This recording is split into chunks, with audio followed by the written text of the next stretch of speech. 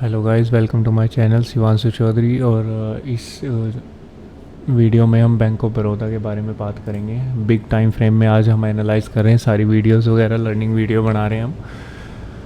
तो आप उस हिसाब से देख सकते हैं कि हम बैंक ऑफ बड़ौदा को कैसे एनालाइज करेंगे, और उसी चीज़ से आप सीखोगे। अदर स्टॉक्स में आप खुद भी एनालाइज कर सकते हो, खुद भी इन्वेस्ट कर सकते हो। तो बिग टाइम फ्रेम की हम बात कर लें। 1 मंथ की मैंने इसके अंदर कैंडल लगा दी है यहाँ पे।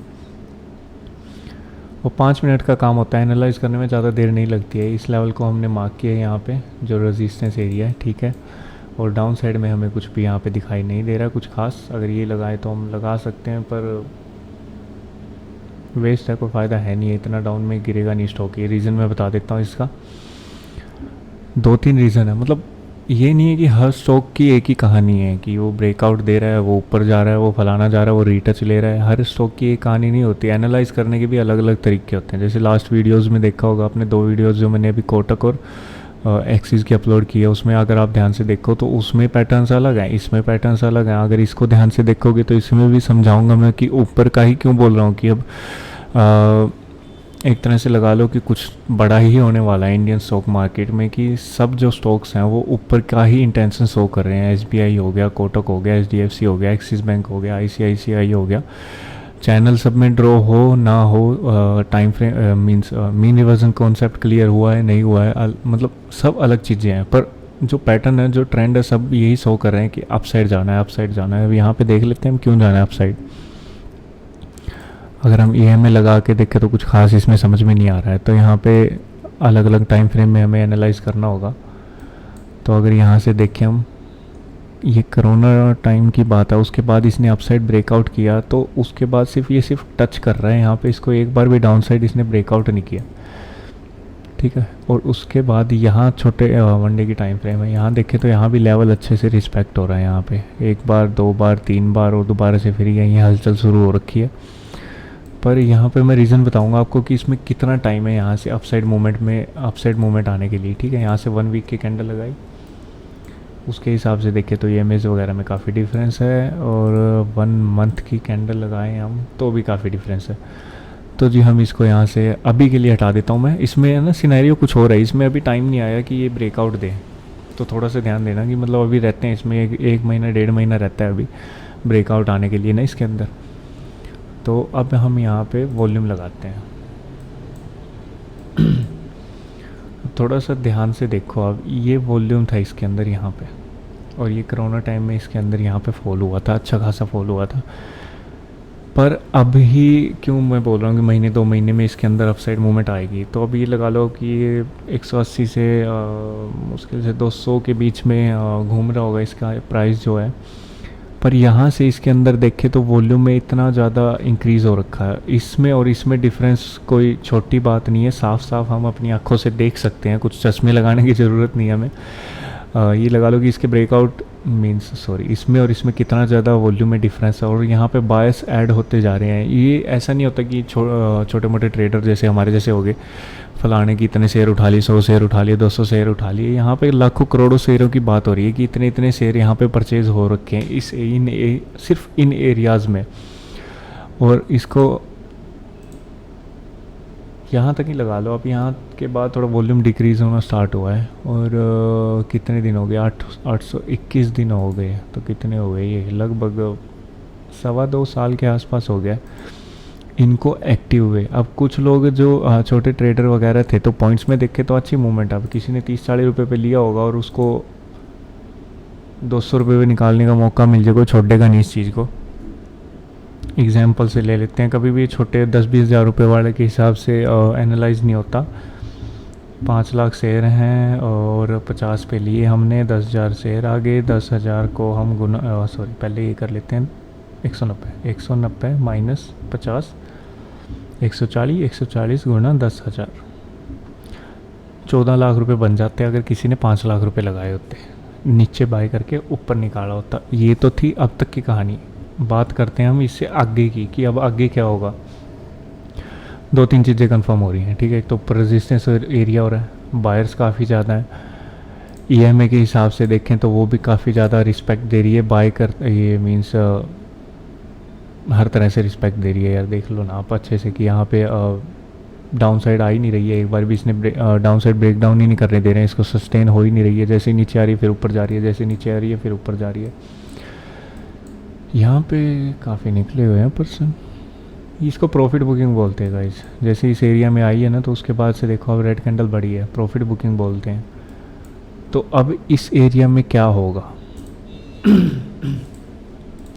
एक नई चीज़ सिखा रहा हूँ, वो भी ध्यान दे लेना, ठीक है। मीन रिवर्सन का कॉन्सेप्ट है जो मैं रिवील कर रहा हूँ यूट्यूब चैनल पे, कि जैसे मार्केट में एक अपसाइड की चाल आई है, अपसाइड लगा लो डाउन साइड लगा लो, अब एक तरफ की किसी भी, दोनों साइड की लगा सकते हो, मैं बस एक तरफ का बता रहा हूँ आपको, ठीक है। दोनों साइड भी वही काम करेगा, हर चार्ट में, हर स्टॉक में, क्रिप्टो में, फलाना में, हर चीज़ में वही काम करेगा। अप साइड की मूवमेंट आई है और उसके बाद इसने प्राइस में करेक्शन है जो वो उसने यही कंप्लीट कर दिया, ठीक है। अगर हम देखें तो हाई टच किया, उसके बाद इसने हाई से यहाँ से फॉल कर दिया 50 पॉइंट नीचे, ठीक है। 200 से लगा लो 150 तक आ गए ये, उसके बाद इसने यहाँ पे टाइम वेस्ट करना स्टार्ट कर दिया। तो अभी इसके अंदर हम सोचेंगे कि इसके अंदर अभी मूवमेंट नहीं आएगी, अभी इसके अंदर मूवमेंट नहीं आएगी उसका। मैं मीन रिवर्सन के ऊपर ना एक प्रॉपर एक वीडियो बना के डाल दूँगा, उसमें थोड़ा सा आपको ज़्यादा डिटेल में समझ में आएगा अभी इसके अंदर क्या होगा। या तो कोई बड़ी न्यूज़ आ गई खींच के इसको ऊपर लेगी तो देखो अलग बात है, उसमें तो मैं भी कुछ नहीं बोलूँगा। पर जो अभी टाइम में करेक्शन है वो इसने कंप्लीट नहीं किया है, अभी इसको कम से कम 2 महीने लगेंगे यहाँ पे। बैंक ऑफ बड़ौदा की बात कर रहा हूँ मैं, और जो डेट है वो आज 30 मई 2023 है, ठीक है। कम से कम 2 महीने लगेंगे इसको इस मूविंग एवरेज 200 को टच करना होगा। उसको टच करने के बाद एक अपसाइड मूवमेंट हम वेट कर सकते हैं कि अपसाइड की तरफ मूवमेंट आएगी। और डाउन साइड में अगर आप देखो तो ये एरिया रहेगा, और थोड़ा सा अगर मैं गलत नहीं हूँ तो यहाँ पे क्या होगा, इसको भी आप छोड़ दो, एक तरह से देख लो कि इस स्पॉट लाइन से मूविंग एवरेज 200 है वो अबव है, ठीक है। तो यहाँ पे क्या होगा, ये प्राइस जैसे तैसे इसको टच कर देगा इस मूविंग एवरेज को, ठीक है। पर ये नीचे भी आएगा, क्यों? क्योंकि स्पॉट एरिया है, इसको स्पॉट लेना ही पड़ेगा यहाँ से अगर इसको अबव साइड ही जाना है तो। उसके बाद ये इस मूविंग एवरेज 200 को अबव क्रॉस करेगा, या जैसे इसने ऐसे कर रखा है, देखो पीछे ये कर रखा है इसने ना काम, इस काम की बात कर रहा हूँ मैं कि इस लाइन को ब्रेक डाउन करके नीचे आना जरूर पड़ेगा और इस लेवल को टच करना पड़ेगा। ये देखो इसने कर भी रखा है ऐसे ही, सेम सीनरी है यहाँ पे, देखा नहीं था मैंने, अभी ध्यान गया मेरा भी। ये देखो इस लाइन को तोड़ मूविंग एवरेज को तोड़ रखा और नीचे जो हॉरिजॉन्टल लेवल है उसको टच कर रखा, वही कहीं सेम काम यहाँ पे होगा। उसके बाद ये अपसाइड का ब्रेकआउट देगा, ठीक है। अब तक की कहानी तो ये है, इसके बाद हम ये देख लेते हैं कि टारगेट वगैरह क्या रहेंगे यहाँ पे। इसको हटा देता हूँ मैं, गंदा लग रहा है थोड़ा सा, इसको भी हटा देते हैं, थोड़ा सा क्लियर करते हैं यहाँ पे मामला। अब देख लेते हैं हम यहाँ पे इसका टारगेट वगैरह क्या रहेगा, जिस हिसाब से वॉल्यूम है, जिस हिसाब से इसने टाइम वेस्ट किया है। यहाँ पे देखें तो यहाँ पे कितना टाइम हो रखा था 3024 दिन, बताओ कितना टाइम हो गया, 1 साल 2 साल 3 साल 4 साल 6-7 साल हो गए हैं तो लगभग 2015 से 2023 8 साल हो गए हैं भाई। 8 साल का एक ही प्राइस में मार्केट जो है वो सस्टेन कर रही है। और इस टाइम लगा लो आप मैक्सिमम से मैक्सिमम अगस्त या सितंबर टच होगा, सितंबर में इसमें ये ब्रेकआउट आ जाएगा इसके अंदर। तो जब उसके बाद अगर हम देखें कि hमें इन्वेस्ट करना है तो लगा लेते हैं हम कि 5 लाख रुपए हम इन्वेस्ट करेंगे, हम 215 रुपये के भाव पे ख़रीदेंगे, 215 रुपये के भाव पे ख़रीदेंगे 5 लाख रुपए के शेयर स्टॉक्स हम अपने,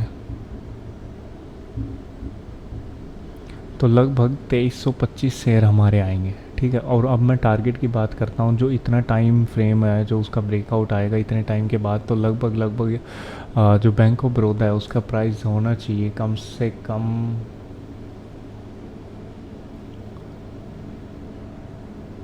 550 से 600 रुपये लगा लो, हम 550 सेफ साइड लेके चलेंगे। 550 गुना 2325 शेयर, मतलब हम 5 लाख रुपए अगर इन्वेस्ट करेंगे तो लगभग 13 लाख रुपए के अराउंड हमारा जो है वो प्रॉफिट होगा। पर उसमें टाइम कितना लगेगा? बैंक ऑफ बड़ौदा काफ़ी स्लो स्टॉक है, देखें तो हम इतने कुछ खास मोमेंट नहीं है, छोटा स्टॉक है काफ़ी, तो मूवमेंट है जो वो भी स्लो आएगी, तो आने में कम से कम साल से 1.5 साल का टाइम लग सकता है। आप मैक्सिमम लगा लो कि अगर ये ब्रेकआउट दे यहाँ से सितंबर अक्टूबर के अराउंड, तो अगले साल नवंबर तक हमें टारगेट अपना मिलेगा, या फिर उससे आगे 2025 की जून जुलाई तक ये अपना टारगेट कंप्लीट करेगा सर, 550 से 600 वाला। ठीक है, तो मेरे हिसाब से तो ये एनालाइज और ये टारगेट, जो 3 वीडियोज़ ये डाल रहा हूँ मैं, ये पूरी एनालाइज के ऊपर ही हैं और इन्वेस्टमेंट के ऊपर ही हैं। तो खूब शेयर करो, लोगों को बताओ, क्योंकि लोग इन्वेस्ट काफ़ी ज़्यादा करते हैं, भले ही छुप छुप के करें। ठीक है, लोग इन्वेस्ट बहुत ज़्यादा करते हैं, ट्रेडिंग कम करते हैं। तो अच्छे से शेयर करो ताकि वो भी इन स्टॉक्स में इन्वेस्ट कर सकें और थोड़ा पैसा कमा सकें। Thank you so much.